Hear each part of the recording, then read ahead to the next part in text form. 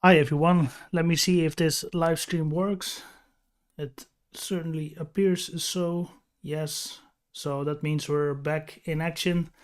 Um, this live stream is about the Jaguar. It's a car that I didn't really review yet on this channel, but a subscriber of ours, Mr. Terwilliger, I hope I pronounced your name correctly, has asked me to review Jaguar as a brand. So I will do that. This will be the last stream for a while because I believe most people in the spring and the summertime they want to do something else with their time, and live streaming is really for the autumn and the winter. So I will probably pick it up again in August, September. So this will be the last stream for a while. If you think otherwise, then please let me know in the comments. I always have half an hour to 45 minutes to spare, even though I'm a busy guy. So just please let me know. When it comes to Jaguar, you see them not a whole lot in Europe, mostly in the UK, I would say, even though I only been there once, many years ago. Jaguar is always the type of car for people that want not a BMW, not a Audi, not a Mercedes, not like the top three German guys cars, but they want something special. They want something with a little bit more flair, I would say. Um, the XJ is one of my favorites. The S Type is very cheap nowadays. But let's just go in there, and for the sake of this video, because we're also going to review a little bit more of the modern stable of cars within Jaguar, let's say the budget is 20k. So without further ado, let's just go and see what's all available here in the Netherlands. Jaguar.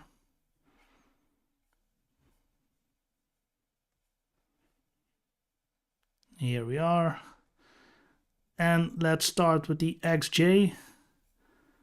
And the E-Type is a classic car. You probably will not find it under 20k. Let's just, for the sake of this live stream, check what the E-Type cost here in the Netherlands.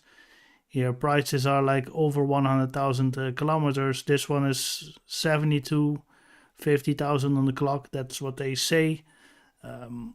Maybe the car already had an engine swap. I don't really know about reliability, but when it comes to about classic cars, this is a beauty, isn't it? This is just, yeah, what a design. So timeless. Think about 72 when it came out. Beautiful car. But I'm not the only one that thinks that. So these cars are, oh, there's only one picture. Yeah, what more can I say? Old. They don't even know about the engine. I want to know about the engine. Almost 50,000 kilometers driven. Technical. Nah, this basically no information. Let's continue. So this is already has a 4.2 liter. Must be a V8, I think. But let's check it out. So this one is from the late 60s. This has to be a restore project.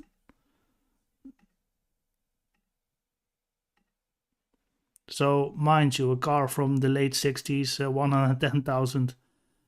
Yeah, this is a piece of art basically.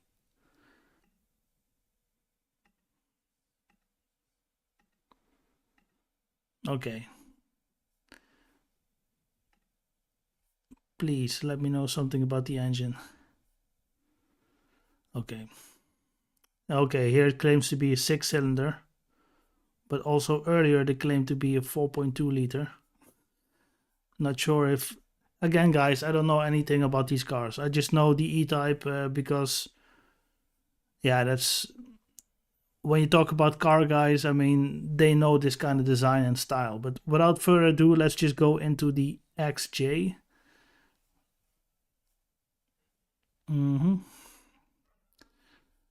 We had a Dutch politician who drove an XJ, but you also have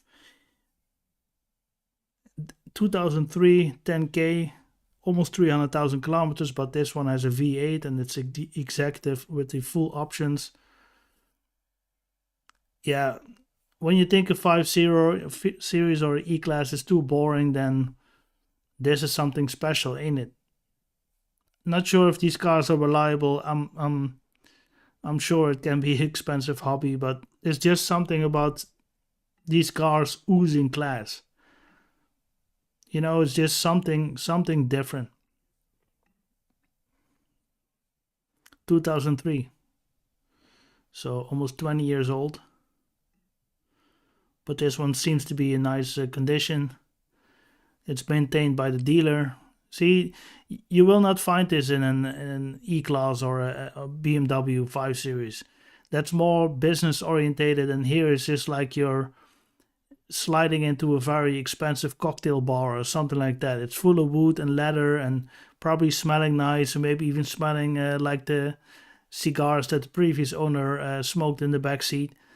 Who knows? This car just oozes style, and style is something that you either love it or you hate it. I understand. For my money, I would still go for a German car because it's just different.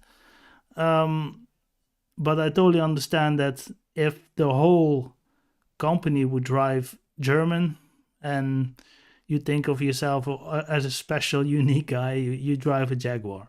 I understand it. Sometimes it's just to make a statement as well. Just I have the same with a brand like Alfa Romeo, for instance. Um, you know, okay, I hear myself in the background. That's not good, but that means that the audio is working, so that's great. Valet, nice. So 10K, but almost already 300,000 kilometers on the clock, which is quite a lot. But I think it's let's see, 4-door, more specification. This has to be 8-cylinder, I think. Yes, 4.2 8-cylinder, 300 horses, which is not a whole lot for the displacement, but hey, it probably drives very relaxing. Jaguar is more competing with BMW when it comes to the driving dynamics than with Mercedes. So I heard, so I read about. So this is more of an alternative to a BMW than a Mercedes in that respect. So yeah, what can I say? Nice car. But 2003, and this is what you get in 2010. So this car is also already 12 years old, but this is above budget, so I shouldn't go too much in it. But yeah, so this is the new XJ. Well, they probably already had a new generation. Again, guys, I'm sorry, I'm not really into this brand, but I just wanted to do this because a very dear subscriber asked me. So let's just go into Jaguar as well. Yeah, you see, this is a big upgrade. This is 7 years younger, and this was 2010, so I believe 2008, 2009, this is when this came on the market, something like that, the end of the 2000s. By now this is already all old. Your smartphone probably does a better job, but it's about the ambiance in this car. The yeah, I don't know an English word for that. It's just the vibe basically what this car gives you, and it's everything is different. It's English style, basically. Yeah. It's just a different approach than what you're used to when you're into German cars, and I can appreciate that. I really can. But this is above budget, so let's just keep in the realm of the budget, and you see that's difficult enough. 2002 is still 10K, but this is all V8s. The other one was 4.2. This is 3.2. Classic.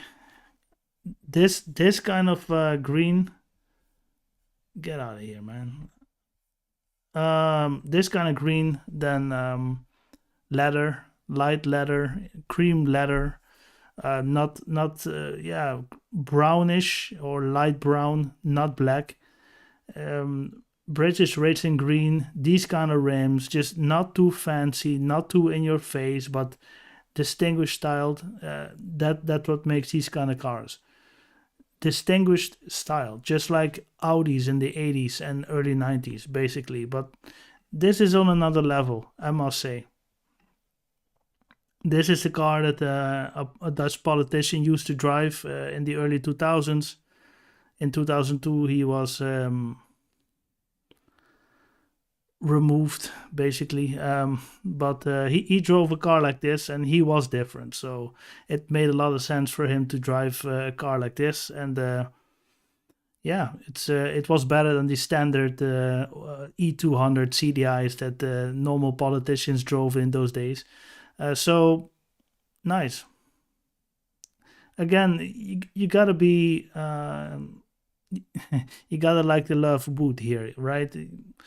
Me personally, I like it. It gives like a warm feeling, especially when you in the UK and it rains a lot and it's cloudy a lot and it's dark a lot. It just gives it adds to the feeling, and it's like you're traveling in your living room, something like that, to that effect.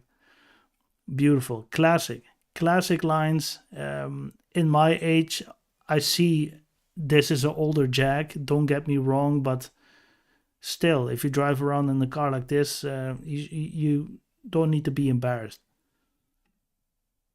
Look at the lines, guys. I really like it. It's nice.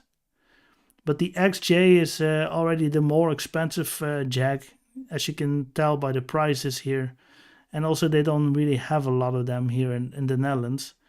2002, this is a diesel. Diesels are slowly being hated on here in the Netherlands and maybe all over Europe, but especially here in the Netherlands. You pay twice the road tax compared to a petrol car.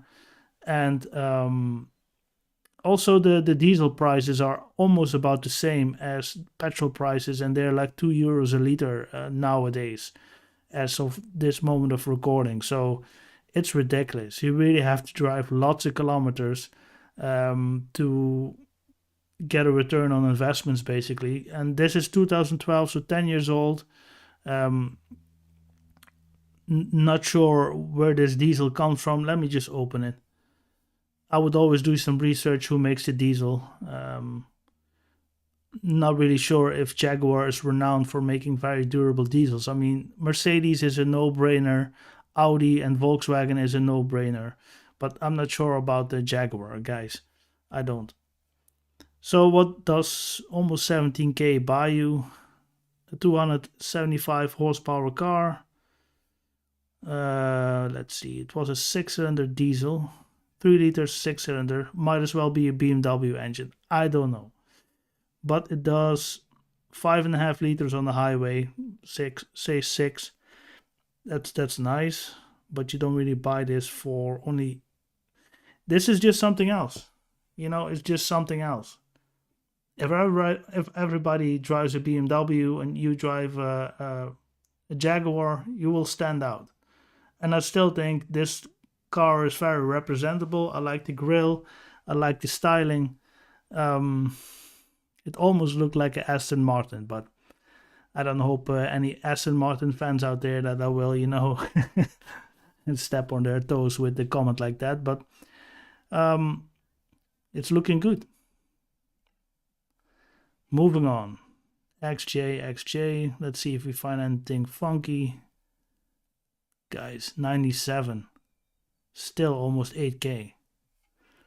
But this could be a nice project car. I don't expect to buy the world.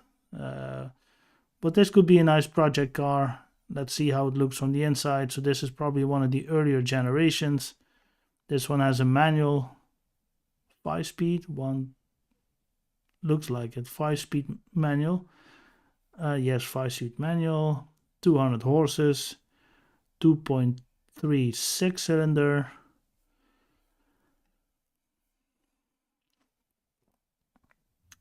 May 97. Still a respectable car.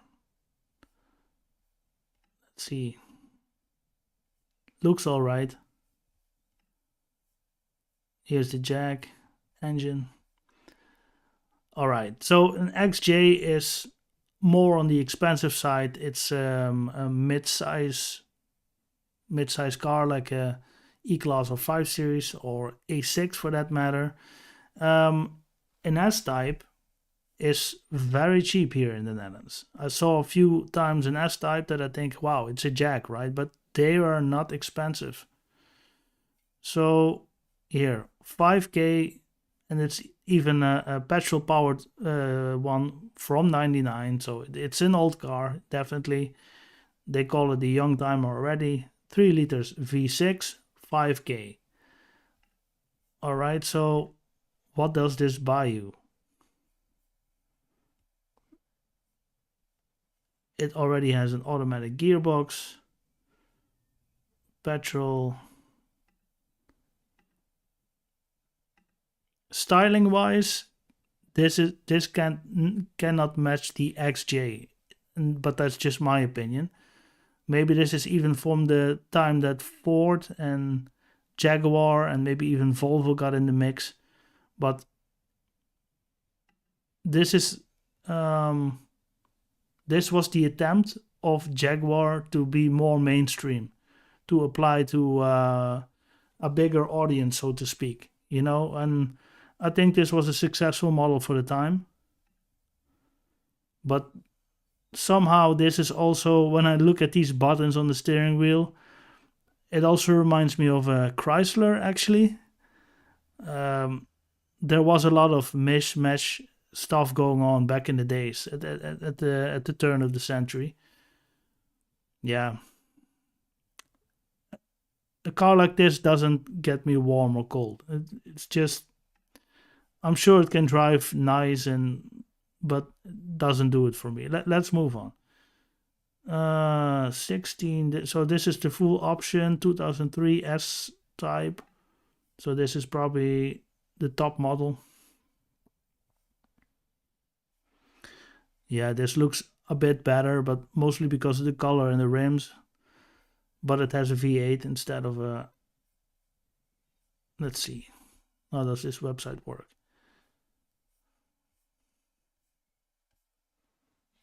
Here we go. No, it doesn't work. Okay. Well, this already looks better, but mainly because of the color. It looks a little bit fresher somehow. Again, I'm a big fan of the green and the brown interior, but this one is approved indeed, also by me. And I don't like an adventure when I buy a car, so you shouldn't put that up there. I like to know what I'm buying. So this is, yeah, for lack of a better word, this is a poor man's Jaguar in my opinion, because they're so dirt cheap. They used to be more expensive, but also back then in the early 2000s they were not much more expensive than a BMW, because they tried to appeal to a more broader audience. Jaguar always used to be for the elite basically, and they wanted to expand their markets and also tap into the same water as the A6 and the E-Class and the 5 Series were at the moment. This was a nice alternative. But what I read so far is like the automatic gearbox was not up to speed. It's like old technology. The engine, the V8 had a long heritage, so in terms of reliability and parts, you were fine.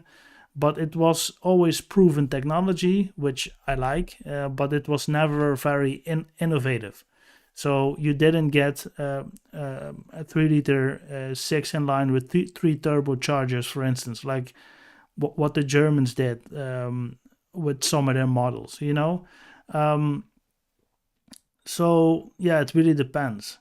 I think a Jaguar is more of a statement that you will not run with the pack and that you have your own taste and style. And I always imagine a guy in a long, not leather jacket, but a nice jacket, maybe a hat on and like a small cigar, sitting on the back seat, reading the paper, having a coffee in his hand, and He can tell you about all the books that he read, and all the stories and all the knowledge that he picked up from there. And he drives a Jaguar, and he likes his coffee a certain way. He likes his coffee at 49.3 degrees and not a single degree higher or lower, because otherwise it would ruin the beans. And you know, that those type of people, that. But there's nothing wrong with that. It's good that you know what you like in life. So, and you don't run with the pack. That's also something that,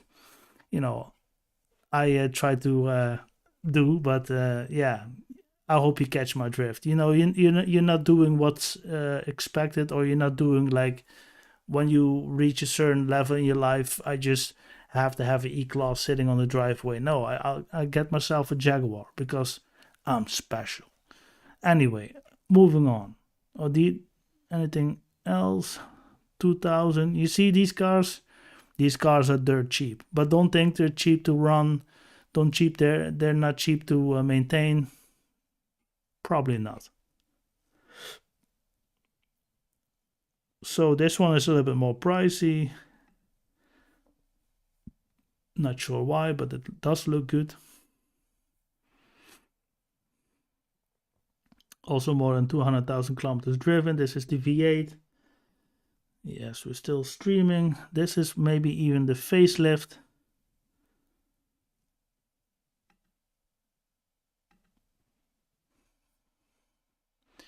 Yeah, it's just something, this combination. You're just gonna have an ashtray here and a bottle of whiskey here. You're not driving because you have somebody else employed to do it. I understand that. I really understand it. So, looking nice. The leather is still fine. Come on, guys. What do you buy for 8K? That's special. You got a special car. Can't deny it. They still have an 8-track in here. Premium sound. And all these buttons, they to me, when you've been in a little bit older Volvos, they also seem to come from there, or maybe older Fords. So yeah, but that doesn't matter. If it's good, if it's proven technology, then just then just use it. We're moving on. This is the S type, one of the more cheaper kinds out there. The E type is very expensive, but also very old, from the 70s. This is from the from the late 90s, early 2000s, and we go to the sports cars, which is the XKR, which I still remember. 7 pieces here in the Netherlands. So these are the new ones. Maybe they still have an old one as well. No, they don't. I was actually looking for one from around the 2000s. So this is, which one get closer? Yeah, this is get closest. 2009, 166,000 kilometers driven. So, let's see. So this is more of the sportive side of Jaguar. Not sure what the power figure will be, but this is 5-liter V8. Looks stunning in red, I have to say. Yeah, really looks nice. 4 tailpipes. Not sure if that's standard, but looks good. Yeah, so yeah, this is one of the newer ones, supercharged V8. Somehow it did age. But anyway, which car didn't? Leather looks fine. Spare tire, I want to get. Yeah, stunning. This is the XFR, so this is not the XKR. All right. Let's see if we can find that one later. Because the XKR should be like a coupe, and a sports coupe basically, but this looks like a power sedan, which is great because function. Wow, 500 horsepower, nice.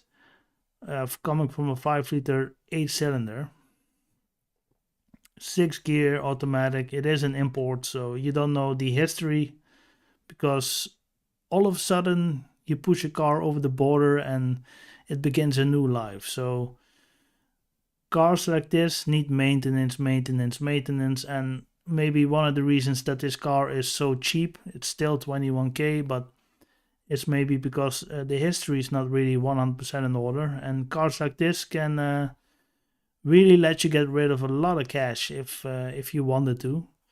But yeah, what can I say?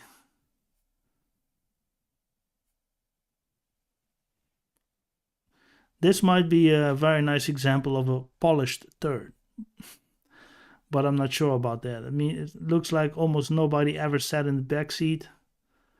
From the outside, the paint job still looks fine. It does have its own charm, a car like this. Yeah. Okay. Now let's check if we can find an XKR, XKFR, XJS, XK8. This is the one we're looking for, or I'm looking for. Supercharged. I want one of the turn of the millennium. Yeah, this one. Wow, still above budget. I didn't expect that. I thought these cars were, yeah, cheap is not the right word, but not that expensive. 98, guys, 70k. I don't believe it. 70k. So 23 years old, and you didn't even reach 70k. A car like this is just made for weekend trips. You just drive 5, 6, 700 kilometers, and even if you do that a few times a year, oh man. Anyway, that's just me. Late 90s styling. It's not shouty, but when you look at it a little bit more closer, then you know you have something special. That's what I like a lot. Also, dash from the 90s, covered in wood.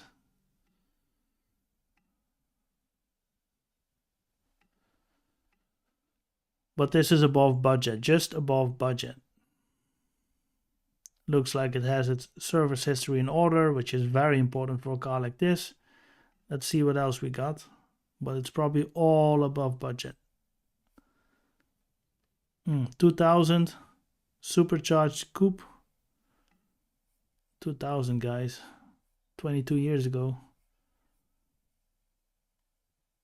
Almost 19k.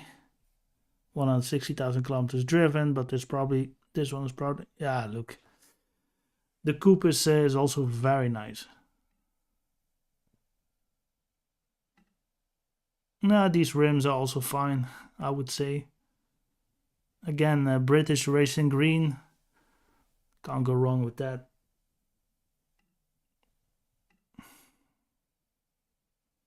XKR. Jaguar Supercharged. It's just nice to have this on the driveway, you know, as a Sunday car. But this is a 4-liter V8. What about the specs? So 2002 seater. Oh, okay. 365 horsepower. And what's the weight? 1615 kilos. Wow. So it will pack a punch, definitely.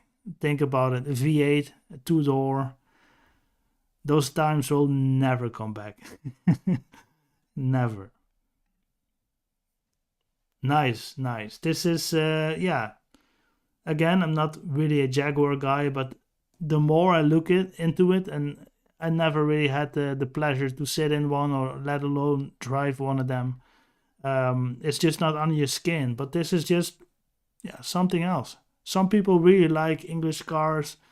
I also do appreciate them, definitely. But it's not my first pick of choice, so to speak. When I think about an exclusive car, I would think about an SL, or I would think about a Z4 or stuff like that. And Maybe that's the limitation of my own brain, but I never really think about Jaguar. I always think about them being unreliable, using lots of oil, costing you heavy repair bills, especially when you read the forums and everything. So I try to shy away from them. But then again, I also used to own a Polo, and that's like entry level VW. And maybe I was not lucky. Maybe something happened to the car, but he didn't. The car didn't leak. She didn't leak any oil, happily, but she all burned it. Yeah, is that good engineering? Probably not. So it depends. I mean, 19K is a lot for a project car, I would say. But it definitely does have its charm, a car like this. And the English, the British, I should say, their engineering is mostly like a continuation of the 60s and 70s technology. And they just add things that, could potentially break, and they improve it. So, like, they have a very long heritage when it comes to engines. And that's good. And when they get bought by BMW or, other German cars, manufacturer, I should say, they sometimes even use BMW engines in there. And also, BMW engines are not free of errors, stuff that can go wrong. But just look at the track record of an engine. You have certain engines in the world that just, they seem unbreakable. So for me personally, that would always be one of the things I would check out. Like, what's the track record of an engine? What does an engine need at 50K, at 100K, at 150K? And then look at the prices of the parts, and then calculate if you can do that yourself. You can probably work on older cars yourself, but you need to know what you're doing. I mean, would you trust yourself when you drive this car 200 kilometers an hour and you didn't have the right tools to fit certain things? You got to keep all the stuff in the back of your mind, basically. So this is the XKR. Anything else we can show you? It's all above budget, unfortunately. This is a later version, 2008. This is already way above budget, going to 40K. But this is a beautiful convertible, right? Again, this is Jaguar, but it always reminds me somehow of an Aston Martin. Yeah, beautiful. And I'm sure it drives like a dream. Sure.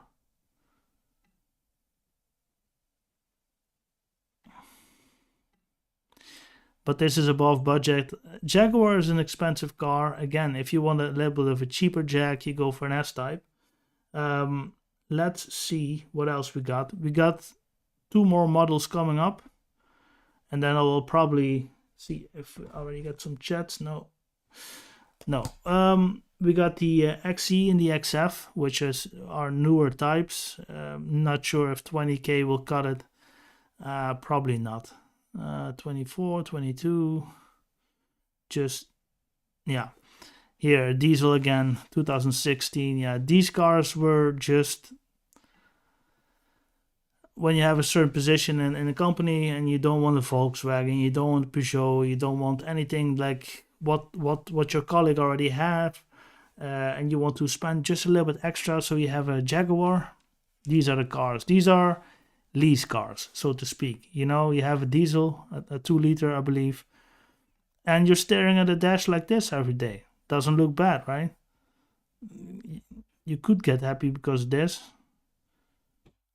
81K diesel 2016. It has the R Sport package. This is the automatic gearbox, lane assist, headlights, adjustments. Yeah, this is a modern car. Definitely here, rear view camera. And yeah, this is nice. Put this next to a C-Class or a 3 Series, because I think that's where it's marketed at, the XE, if I see that correctly. I should see from the side. Yeah, I think so. Or maybe even an E-Class, maybe one step above. But again, this is all reachable within certain functions. When you have a certain function. 2-liter diesel, probably 4 cylinders. Let's see, 165 horsepower, capable of reaching almost 230 kilometers an hour. Has all the accessories you want. How about power figures? Let's see if I can see that somewhere, because I don't. Oh, just saw it. 165 horses. Yeah, not bad. But this is probably 4-cylinder. Also, the downsizing trend was already happening back then. But look at this. It's just something else. Something else that you're used to.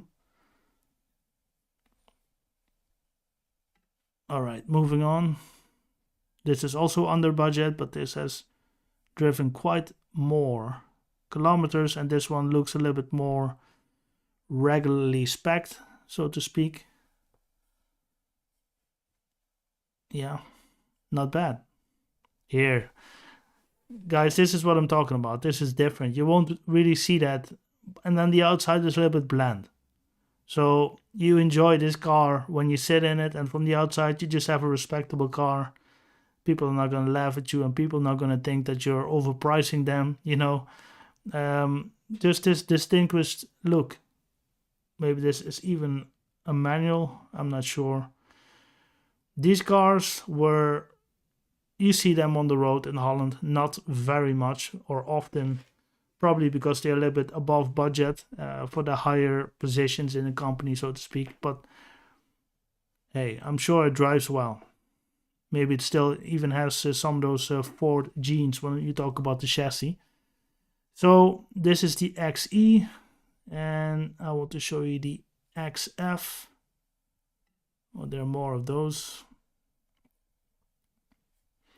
Okay, this looks like a class above. This is also a diesel, 7K, 300,000 kilometers driven, and because it's a diesel, everybody want to get rid of those. So that's also an option if you still drive for a couple of years, lots of kilometers. Gratis thuisbezorgd means I will give it to you for free. I will drive to your home and here it is. Good luck. So they probably want to get rid of it.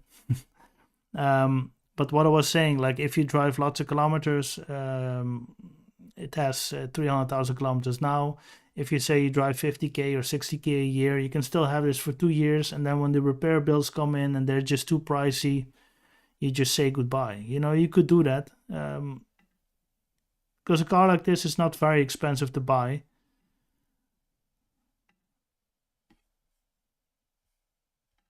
Automatic. Black, black, black, and more black. Very business oriented, but again, you get this vibe of sitting in a cocktail bar.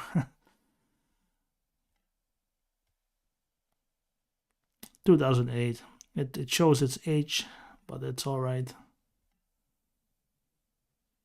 Again, guys, it's just something else. I don't know what this is. 3-liter, almost 3-liter diesel V6 with how many horses? 200. I mean, that's plenty. 70-liter diesel. This is just a car for the long stretch, and it will probably not disappoint you. But because it's a diesel, you can bring it home for 7K, probably even less if you negotiate. So petrol, 2020, 2-liter turbo. This is almost brand new. This is also the latest generation, just for the sake of this video. They kind of stick with the same steering wheel. Styling is a little bit sharper, I would say. Hey, nice car. Let's see. Just under budget. A 2013 car, petrol, 2-liter, premium luxury. Anyway, let's see. Let's see what you get. 1 year of guarantee. 20K, guys. With a 2-liter turbo. Not sure what the power figure will be, but I'll show you very soon. Jag. Again, classic combination of the interior. They stay true to their roots, I would say. Yeah.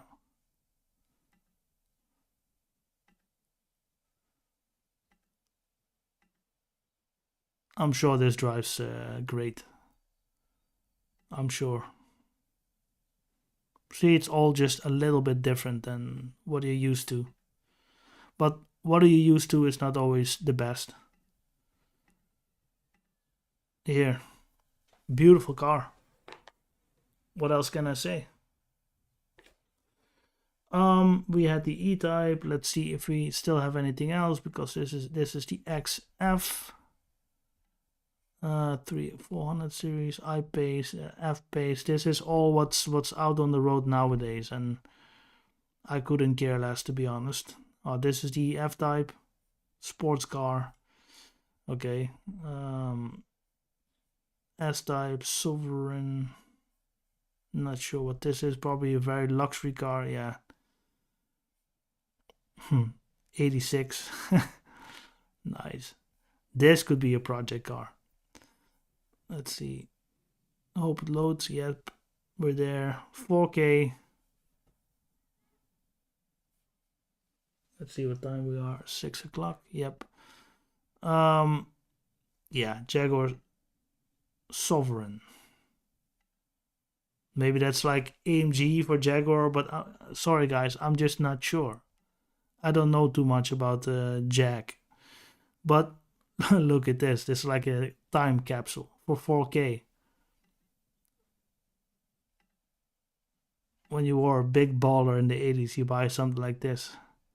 I'm sure it looked like a spaceship back then. Speed control, on, off, resume, distance. Anyway, look at this. So 80s with all the digital stuff on it, right? Nowadays you put the car full of screens and it's modern, and back then you just put as much LCD screens in the car as you could, and to look like it's very modern. Funny. All right. Now, yeah, this probably needs some work done, but 4K. Wow, here the rust bubble. But the styling and the color and everything together. Wow, look at this. This is probably quite easy to work on. While easy is maybe an exaggeration. It's easier to work on this than some of the more modern engines.